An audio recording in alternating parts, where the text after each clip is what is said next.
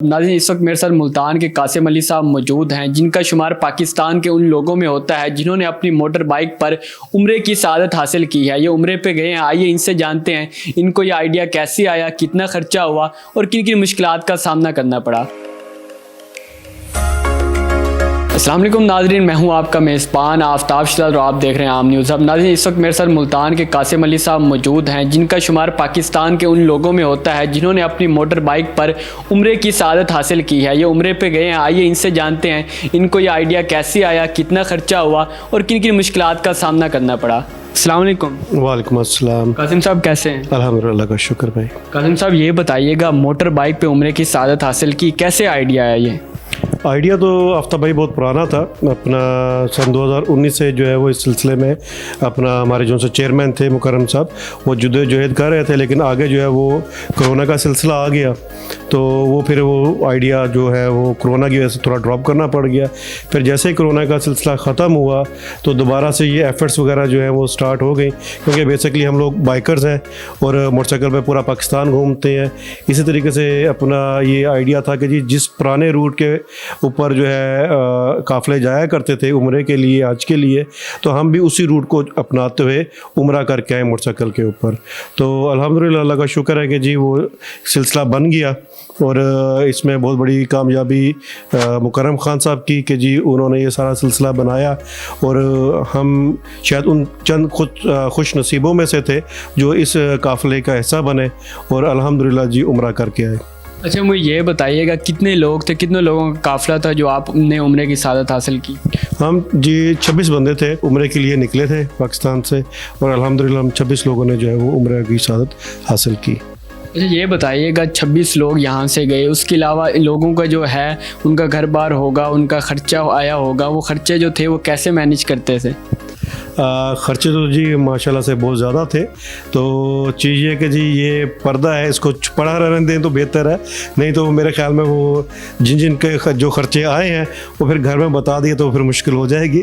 तो ख़र्चे तो डेफिनेटली जी काफ़ी हैं। अच्छा, ये बताइएगा इतना लंबा सफ़र था और किन किन मुश्किलात का सामना करना पड़ा, क्योंकि आपने कई मुल्कों से होकर आपने जाना था सऊदी अरेबिया, तो रास्ते में किन किन मुश्किलात का सामना करना पड़ा?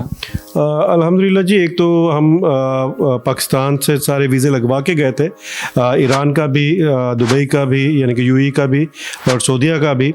तो ऐसा तो मसाइल इतने ज़्यादा नहीं है, लेकिन जो आप कह लें कि हिडन मसाइल होते हैं, समटाइम्स साथ ही कोई पेट्रोल का शॉर्टेज का मसला आ जाता है, कभी पंचर का मसला आ जाता है, तो वो हमारी बीच में ग्रुपिंग हुई होती है। हम दो तीन बंदे जो है वो एक दूसरे के साथ अटैच किए हुए होते हैं हमने। तो अगर कहीं पर कोई इस किस्म का प्रॉब्लम आ जाती है तो वो एक दूसरे को लुक आफ्टर करते हैं और फिर हमारे पास पूरे गैजेट्स होते हैं, ना सिर्फ अपनी सेफ्टी के लिए एज वेल एज जो है वो हमारी बाइक की सेफ्टी के लिए भी हमारे पास पंचर किट्स होती हैं, स्पेयर अपना वायर्स होती हैं, स्पेयर क्लच वायर्स होती हैं, यानी कि तकरीबन हर चीज़ हमने स्पेयर लेके चल रहे होते हैं। अच्छा, ये बताइएगा आपका रूट कौन सा था, किन किन ममालिक से होकर आप सऊदी अरेबिया तक पहुँचे और कितने दिन वहाँ पे क़याम किया? हम भाईजान यहाँ से पाकिस्तान से जो है वाया कोयटा ताफ्तान जो है हमने ईरान बॉर्डर क्रॉस किया। ईरान में जाहिदान, बाम, अपना जुर्फ और फिर बंदर अब्बास से हम बाई सी जो है वो यूएई के लिए हम गए। हमने बाइक भी जो है अपने साथ फेरी पे रखवाया और हम यूएई पहुँचे। अब शारजा पोर्ट पे उतरे, मीना खालिद, तो वहाँ से फिर हमने कुछ अर्सा शारजा क़याम किया और शारजा से फिर जो सा है हम लोग अपना अबू धाबी के से अलबत्ता और अलबत्ता से जो है वो फिर हम सऊदी अरब इंटर हो गए। तो सऊदी अरब से अपना आप कह लें कि कुछ अर्सा जो है वो रियाज क़याम किया और रियाज से जो है वो फिर हम लोग मक्का शरीफ के लिए निकल गए। मक्का शरीफ से पहले ताइफ के मुकाम पर हमने जो सा है एहराम बांधा, फिर वहाँ से जो है वो फिर हम लोग गए उम्रा की सआदत हासिल करने के लिए। अच्छा, ये बताइएगा ये जो आपका टूर था ये कितने दिनों पर मुश्तमिल था? 60 डेज़ का था, लेकिन ये थोड़ा प्रलॉन्ग हो गया, तो तकरीबन आप कह लें 103 डेज़ ऑलमोस्ट जो है वो हमें लगे, जिसमें से तकरीबन 70 to 80 डेज़ जो थे वो हमारे अल्हम्दुलिल्लाह सऊदी अरब में हमने क़याम किया। अच्छा, आपने बाइक पे सफ़र किया और काफ़ी मुश्किलात का सामना करना पड़ता है, ख़ास तौर पे आप अपने पास करेंसी नहीं रख सकते, तो आप जब दूसरे ममालिक में जाते थे वो करेंसी कैसे एक्सचेंज करते थे और अपने पास कितने पैसे रखते थे एक वक्त में? डिफरेंट सिलसिला था जी। एक तो हमारी माशाल्लाह से करेंसी, क्योंकि वो बहुत ज़्यादा वो भारी है, तो वो जिस टाइम हम चेंज कराने जाते हैं तो दूसरे मुल्कों के थोड़े से पैसे मिलते हैं, तो वो इसलिए करेंसी का कोई इतना ख़ास प्रॉब्लम नहीं था। माशाल्लाह से हम कोई 26 बंदे थे, तो हमें इसका भी प्रॉब्लम नहीं था कि जी कहीं पर कोई वो लूटना शूटने वाला ही सिलसिला होगा या कोई चोरी शोरी का सिलसिला होगा, ऐसे कोई सिलसिला नहीं बना। तो बाकी जो है वो कुछ लोगों ने जो है वो करेंसी पाकिस्तान से लेके गए थे, और कुछ लोगों ने जो है वो सऊदी अरब से भी एक्सचेंज करवाई, दुबई से भी एक्सचेंज करवाया, और ईरान से भी करेंसी जो थी वो एक्सचेंज करवाई। जी, ये बताइएगा इस सारे टूर में आपको कोई हुकूमती मुआवनत भी हासिल थी? क्योंकि बाइक पे इतना लंबा सफ़र करना ये बहुत मुश्किल काम है और बहुत ज़्यादा पेचीदगियाँ होती हैं, कानूनी पेचीदगियाँ भी होती हैं, तो इसमें कोई हुकूमती मुआवनत भी हासिल थी आपको या खुद से ही सब कुछ हल किया इसको? नहीं, ये जितना भी सिलसिला था ये मैं बहुत मशकूर हूँ मुकर्रम खान तरीन साहब का। ये सारा एफर्ट उन्हीं की तरफ से थी और उन्होंने ही ये सारी सिलसिला जो था वो अरेंज किया था। हमें ऐसी कोई कानूनी पेचीदगी का सामना नहीं करना पड़ा। हमारे वीज़े हमने यहाँ से बनवा के लेके गए थे, जो मोटरसाइकिल का कारने था वो हम बनवा के लेके गए थे, और आगे भी हमारी जो पाकिस्तान की एम्बेसी थी ईरान में ज़ाहिदान में, उन्होंने भी हमें वेलकम किया। इसी तरीके से जद्दा में उन्होंने भी वेलकम किया, और इसी तरीके से रियाज में जो हमारी एम्बेसी थी उसने भी हमें वेलकम किया।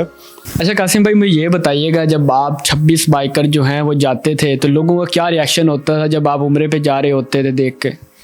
यार रिएक्शन आप पूछते, मैं आपको छोटा सा वाक़या सुना देता हूँ। जिस टाइम हम मीना खालिद पोर्ट पे उतरे, तो जहाँ पर मेरा बाइक खड़ा था और हम कस्टम करवा रहे थे, तो वहाँ पर एक वो ट्रक वाला साहब जो थे वो भी आए, पाकिस्तानी थे वो, और जंग से उनका ताल्लुक़ था। उन्होंने आके पूछा कि भैया ना आप कहाँ से आए हैं? तो हमने कहा जी हम इस तरीके से पाकिस्तान से। कहते हैं अच्छा वही 26 बाइकर जो चले हुए हैं। मैंने कहा जी हाँ जी हाँ जी वही। तो वो उसने सुना और वो ना वापस मुड़ गया। मैंने कहा शायद भाई नाराज़ हो गए या क्या, पता नहीं क्या सिलसिला था। थोड़ी देर बाद वो आया, उनके हाथ में ना वो कोई फ्रूट अपना किन्नू थे, कुछ सेब थे, तो वो ले आए वो कि जी भाई ये मेरे पास अभी तो मेरे पास यही है, ये आपकी ज़ियाफ़त के लिए है, तो आप मेहरबानी करें इसको कबूल कर लें। तो मेरे काफ़ी इनकार करने के बावजूद भी वो उन्होंने ये प्यार दिखाया। यानी कि आप ये इससे आप अंदाज़ा लगा सकते हैं कि वहाँ पर हमारा कैसा वेलकम हुआ होगा जो हमारी पाकिस्तानी कम्युनिटी है उन्होंने किया। अच्छा कासिम भाई, मुझे ये बताइएगा, जब आप पहली मर्तबा हज़ारों किलोमीटर सफ़र करके वहाँ पे पहुँचे, खाना काबा को देखा, तो क्या फीलिंग्स थी उस वक्त? फीलिंग भाई बस देखते रह गए, और बस एक ही दुआ थी कि या अल्लाह हमें अपनी राह में कबूल फरमा ले, और हमारी दुआओं में असर कर दे कि हम अगर दुआ मांगें तो अल्लाह ताला उसको कबूलियत का अशरफ अता कर।